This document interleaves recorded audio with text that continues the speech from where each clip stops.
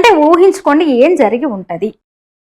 అసలు పాకిస్తాన్ పరిస్థితి ఎట్లయిపోయిందంటే కొంతకాలంగా కొన్నేళ్లుగా చైనా అమెరికా విషయాలు తీసుకునేసరికి ఆ రెండు దేశాల్లో అడకత్తెల్లో పోకచెక్క లెక్క. ఇప్పుడు ఈ ఇరాన్ ఇజ్రాయెల్ యుద్ధం నేపథ్యంలో ఇటు అమెరికా కూడా నట్టు బిగించేసింది, అటు ఇరాన్ కూడా. ఎంత దారుణమైన పరిస్థితి అంటే పాపం. ఏమన్నాడు పోయి, ఇరాన్కు మా మద్దతు ఉంటుంది, అణుబాంబు వేస్తాం, ఇజ్రాయెల్ కనుక అణుబాంబు దాడి చేస్తే ఇరాన్ మీద మేమున్నాం, నీకెందుకు ఇరాన్, నేను చూసుకుంటా అన్నది పాకిస్తాన్ పోయి. ఆ విషయం ఇరాన్ వాడు చెప్పాడు. మీరు మా జోలికి వస్తే పాకిస్తాన్ ఉంది, పాకిస్తాన్ దగ్గర లేదు అణుబాంబు, మా తరఫున బాంబేస్తాడు మీ మీద అని ఇరాన్ వాడు చెప్పాడు. దీంతో వెంటనే ట్రంప్ పిలిచాడు వాడిని. ఇరాన్ ఇట్లా స్టేట్మెంట్ ఇవ్వగానే అణుబాంబుతో రెడీగా పాకిస్తాన్ ఉంది మా తరపున అని ఇరాన్ అనగానే ట్రంప్ మునీర్ను అమెరికాకు పిలిపించుకున్నాడు.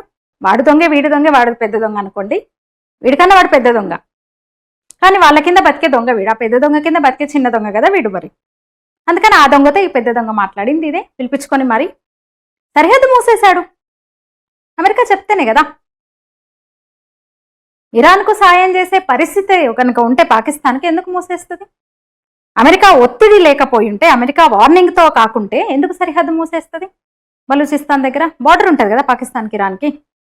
అమెరికా చెప్పింది కనుక మూసేశాడు బార్డర్. ఎందుకంటే అమెరికా ఇజ్రాయెల్కు పూర్తి స్థాయిలో సపోర్టు.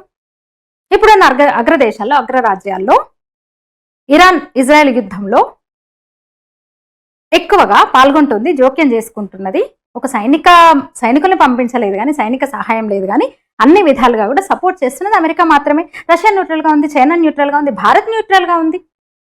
అంటే తెలుసు అమెరికాకు ఎవరిని ఎట్లా వాడుకోవాలో తెలుసు దానికి, ఆ దేశానికి, అమెరికా వాడికి. ఇప్పుడు పాకిస్తాన్ కూడా అట్లనే వాడుకోవడానికి, దేనికి, ఇరాన్ మీదకి వాడుకోవడానికి, ఇజ్రాయెల్ కోసం ఇరాన్ మీదకి వాడుకోవడానికి ఇప్పుడు పాకిస్తాన్ దొరికింది వాడికి. అసలు ఎంత ఇజ్జత్ పోయింది పాకిస్తాన్కు. మొన్ననే అమెరికన్ ఆర్మీ డేకు, ఆ రోజే ట్రంప్ బర్త్డే, అమెరికా మన పాకిస్తాన్ మీడియా అంతా కూడా చూసింది. అసీం మునీర్ను అమెరికా పిలిచింది, స్పెషల్గా ఇన్వైట్ చేసింది, గెస్ట్గా ఇన్వైట్ చేసింది అని. కరెక్ట్ సరిగ్గా 24 గంటల ముందు, ఆర్మీ డేకి 24 గంటల ముందు అమెరికా ఒక ప్రకటన చేసింది అధికారికంగా. మేము ఏ దేశ ఆర్మీ చీఫ్ను, ఆర్మీ నాయకుడిని పిలవలేదు అసలు మా ఆర్మీ డేకి అని చెప్పింది. ఇజ్జత్ పోయింది అప్పుడు. ఆ ఇజ్జత్ అట్లా ఇక ఈ కొన్ని రోజులు కూడా కావాలి, మళ్ళీ ఒకసారి ఇజ్జత్ పోయింది. బోనులో నిలబెట్టిండి అమెరికా. నీ అంత చూస్తే బిడ్డ అన్నాడు, ఏం రోజు బాగా ఎగురుతున్నావు అన్నాడు. పాకిస్తాన్ మావోడే అని ఇరానోడు చెప్పినాక అమెరికాడు పిలిచిండు విన్నట్టు చూడండి. మరి దేనికి భారత్ మీద హడావుడు చేయమన్నా పిలిచింది కాదు కదా.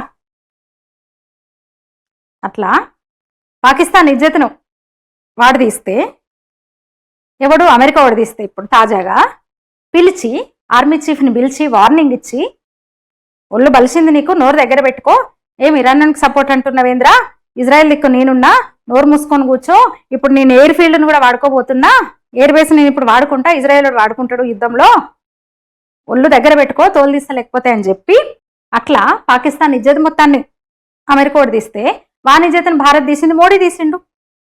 కెనడాకి వచ్చినావు కదా మోదీ, G7 సమ్మిట్కి వచ్చినావు కదా, ఇటెట్రా 4 ముచ్చట్లు మాట్లాడుకుందాం, కాసేపు మాట్లాడుకుందాము అని ట్రంప్ పిలిస్తే నేను రానుపో అన్నాడు పెద్ద ఆయన.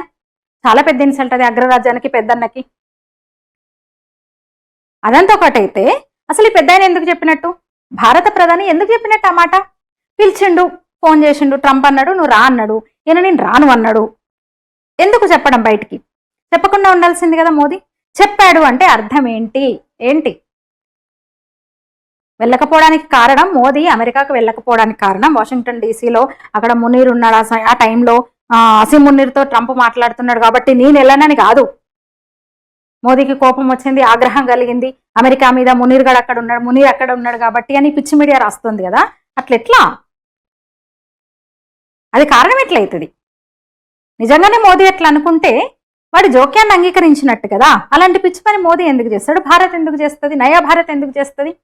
నీ జోక్యమే లేదు కదా, నీ జోక్యమే లేదు అసలు. ఆపరేషన్ సింధూర్, పాకిస్తాన్ భారత్ మొన్నటి తాజా ఎదురు దాడి నేపథ్యంలో, యుద్ధం చిన్న సైజు యుద్ధమే నేపథ్యంలో ఫోన్ చేసి మరి నీ జోక్యం లేదని చెప్పినోడు ఎట్లా అంగీకరిస్తాడు? మీ జోక్యమే లేదు, మూడో శక్తితో మాకు పని లేదు, మూడో శక్తి, మూడో దేశం కల్పించుకోవాల్సిన అవసరం లేదు మా దేశం విషయంలో అని పదే పదే మోదీ చెప్తూనే ఉన్నాడు. అలాంటప్పుడు మునీర్ని అక్కడ కూర్చోబెట్టుకున్నాడు కాబట్టి, కూర్చోబెట్టుకుని పిలిచిండు కాబట్టి కోపం వచ్చిందంటే అసలు పిచ్చా? అసలు ఏం రాస్తున్నారు ఒక్కొక్కరు? ఎవడు అసలు మునీర్ అనేవాడు ఎవడు కోన్కిస్కా? After all Pakistan army chief. Modi Bharat ఇక్కడ. మునీర్ కాకపోతే ఇంకెవడున్నా సరే, మునీరే కాదు ఎవడున్నా సరే మోదీ అట్లాగే అనేవాడు. నిరసన తెలిపిన నిజమే. ఎందుకంటే పాకిస్తాన్ బిచ్చమేస్తున్నారు, మీరు పాకిస్తాన్ ఎగేస్తున్నారు, ఎట్లా సపోర్ట్ చేస్తావు అంటే ఉగ్రవాదాన్ని పెంచి పోషిస్తుంది పాకిస్తాన్ కూడా మా దేశం మీద, నువ్వు వానికి ఎట్లా సపోర్ట్ చేస్తావు అని మనం నిరసన తెలిపినాం, ప్రశ్నించినాం అమెరికాని. ఇంకా అంటాం అంతే తప్ప వాడున్నాడు గనక నేను పోను కాదు. ఇక్కడ వాడేంద్రా అని మనం చెప్పినాం కదా. అలాంటప్పుడు వీనికి ఎందుకు భయపడతాం? కోన్కిస్కాడు ఎవడు ఉంటే మనకేంది, నాకు పనులున్నాయి నేను రాను అని ట్రంప్కి చెప్పిండు అంతే. ఈ మాట చెప్పినాడు మళ్ళీ చెప్పిండు. ట్రంప్ నన్ను పిలిచిండు, రమ్మన్నాడు, మళ్ళీసారి వస్తుంది పనులున్నాయని చెప్పినా అన్నాడు. దాన్ని మనం హైలైట్ చేయాలి. అసలైతే విదేశాంగ విధానాలు నిజంగా ఎక్స్టర్నల్ అఫైర్స్, ఈ విదేశాంగ వ్యూహాలు చాలా భిన్నంగా ఉంటాయి. ఈ సోకాల్డ్ సెక్యులర్ మీడియా ట్రాప్లో పడొద్దు అసలు. చూడండి ఎన్ని జలకుల మీద జలకులు ఇచ్చిండో మోదీ. ఈ 2 రోజుల్లో కనుక చూస్తే కెనడాను ట్రంప్ అవమానించాడు, అధ్యక్షుడు కాకముందే అవమానించాడు. అధ్యక్ష ఎన్నిక ఫలితాలు రాగానే 51వ రాష్ట్రంగా ఉండురా అన్నాడు. చాలా అవమానం కెనడాకది, చాలా అవమానం కెనడాకు. జస్టిన్ ట్రూడోని పట్టుకొని ఎదురుగా కూర్చోబెట్టుకొని అడ్డగోలు సుంకాలు వేస్తున్నానని చెప్పాడు. నా అమెరికా సంయుక్త రాష్ట్రాలు 50, ఇప్పుడు 51వ రాష్ట్రంగా నేను కలుపుకుంటారా నా దేశంలో, యుఎస్ఏలో కలుపుకుంటా అన్నాడు. యునైటెడ్ స్టేట్స్ ఆఫ్ అమెరికాలో కెనడా ఒక భాగం అయితే రా, నా కింద బతుకుతూ రా అన్నాడు ట్రంప్. అదే మోదీ ఇగో దీన్ని ఒక దేశంగా గుర్తిస్తున్నాం మేమని అమెరికా అవమానిస్తే, అమెరికా పట్టించుకోకపోతే, నువ్వేంది నీ దేశంలో స్టేట్గా మార్చేది, మేము ఒక దేశంగా పెద్ద దేశంగానే గుర్తిస్తున్నాం మేము కెనడాను అనుకొని వెళ్ళి ఒప్పందాలు, ఒక ఇంపార్టెంట్ కంట్రీగా కెనడాను గుర్తించి ఒప్పందాలు కుదుర్చుకున్నారు. అది కదా వ్యూహం అంటే, అదే నయా భారత్ వ్యూహం. అంటే వాణిజ్య ఆర్థిక సంబంధాల బలోపేతంపై చాలా నిర్ణయాలు తీసుకున్నారు.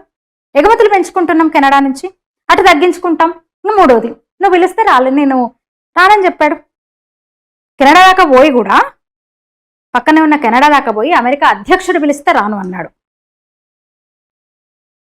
ఇది ముఖ్య వార్త, అసలు ఇది సంచలన వార్త కావాలి కదా. ట్రేడ్ ఫైట్కు దీనికి సంబంధం లేదని ట్రంప్ అన్నాడు, మళ్ళీ అన్నాడు ట్రంప్. అంటే అన్ని రకాలుగా కూడా అమెరికాను కూడా మనం ఇరికించేసినాం, నోరు మూయించేసినాం. ట్రేడ్ కొనసాగుతుంది, మనతో కొనసాగుతుంది ట్రేడ్, అమెరికా ట్రేడ్ కొనసాగుతుంది. అదే సమయంలో కెనడాతో కూడా మన సత్సంబంధాలు కొనసాగుతాయి. నువ్వు పిలిస్తే రావడానికి నేను సిద్ధంగా లేదు, నాకే బొచ్చడు పనులున్నాయి, మా పనులు మాకున్నాయి, మా పనులు చూసుకోవాలి పో అన్నాడు తప్ప పాకిస్తాన్తో సంబంధం లేదు, మునీర్ అక్కడ ఉన్న దాంతో సంబంధం లేదు. ఇంకా పాకిస్తాన్కే వార్నింగ్ ఇచ్చాడు ట్రంప్, ఒళ్ళు దగ్గర పెట్టుకో, నా సీక్రెట్స్ అని అక్కడ చెప్తున్నవారా, ఏమ్రా నీకు బాగా ఇదైపోయిందా, చల్ ఇరాన్కి సపోర్ట్ అంటావా నువ్వు, ఇజ్రాయెల్ వాడుకుంటుంది ఇప్పుడు నీ ఆర్మీ ఏమంటారు ఫీల్డ్ని, అంతే కదా. అది దయచేసి ఆ ప్రచారాన్ని నమ్మదే, ట్రాప్లో పడొద్దు. After all Pakistan army chief వాడక్కడుంటే, పాకిస్తాన్ ఆర్మీ చీఫ్ అక్కడ ఉంటే, ఆ కారణంగా ఆగ్రహంతో కోపంతో మోదీ వెళ్ళకపోవడం ఏంటి? అమెరికా పిలిస్తే నేను రావాలా, రాను, నాకు పనులు ఉన్నాయని వచ్చేసాడు మోదీ. అది విషయం. ఈ వీడియో మీద మీ అభిప్రాయాలు తెలియజేయండి, లైక్ చేయండి, షేర్ చేయండి, ఛానల్ సబ్స్క్రైబ్ చేయండి. ధన్యవాదాలు.